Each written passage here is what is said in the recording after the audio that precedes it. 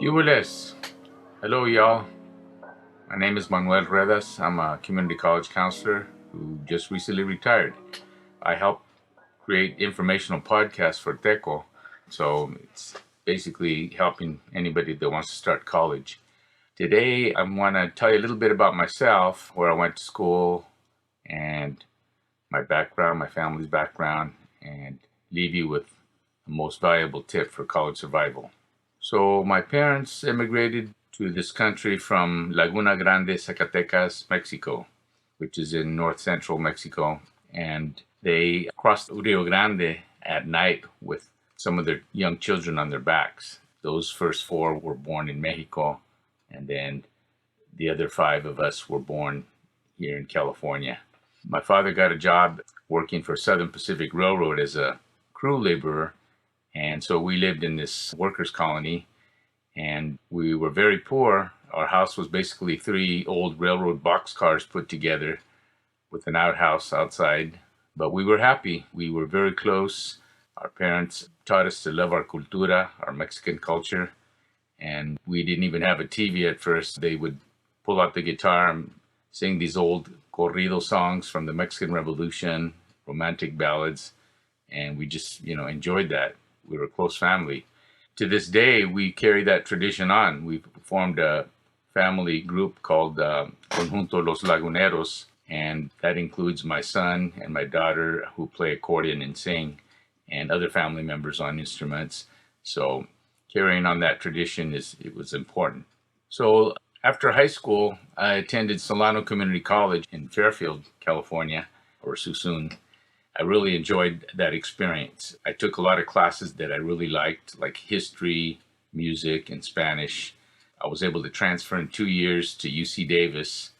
And at UC Davis, I double majored in history and Chicano studies, which was really cool because we never learned anything about our Mexican or Latino heritage in high school. And so while going through college, I supported myself working as a tutor. I played drums in a rock and roll band, and then I also applied for a lot of scholarships. So those are the main ways that I was able to pay for college. One of my favorite college experiences was tutoring migrant farm worker children in their homes out in the country near Winters, California. A lot of these old little farmhouses in the middle of an orchard. So that was very rewarding. And because of that, I decided to become a school teacher. So when I graduated from Davis with my bachelor's degree, I stayed on for one more year to finish my single subject teaching credential. And I was really lucky after finishing that credential to get a job as a junior high school teacher. And I was able to teach in a bilingual program where I taught social studies in English and Spanish. And this was in an old neighborhood, an old barrio in West Sacramento called Broderick, there near the river.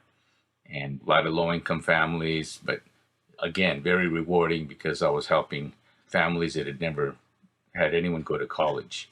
And so later on, after teaching 5 years, I went on to Sac State for my master's degree in counseling.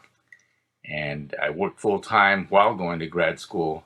And I was fortunate to be able to work as an outreach counselor at Sac State, going to underserved communities and helping families learn about college and the importance and how to get in. After doing that for about 4 years, I was hired at UC Davis to be in charge of an outreach program which served middle school and high school students. It still exists to this day. It's called EAOP, Early Academic Outreach Program. And then my last career job was working at American River College as a counselor and coordinator for 31 years. I just retired recently, and I loved that very much. It was a great experience. I was able to help a lot of people that were first generation to college. None of the family members had ever gone to college. So that was very rewarding.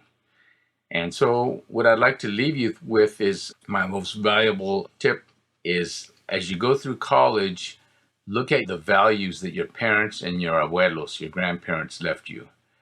Those values are going to help you get through the college experience, which is very challenging, but it's also very rewarding. And those values include a strong work ethic, what we call in Spanish, el don de trabajar. Also celebrate your culture, your heritage, your cultural background. Celebrate it with música, with food, with good humor, with good company. That's going to help you get through college.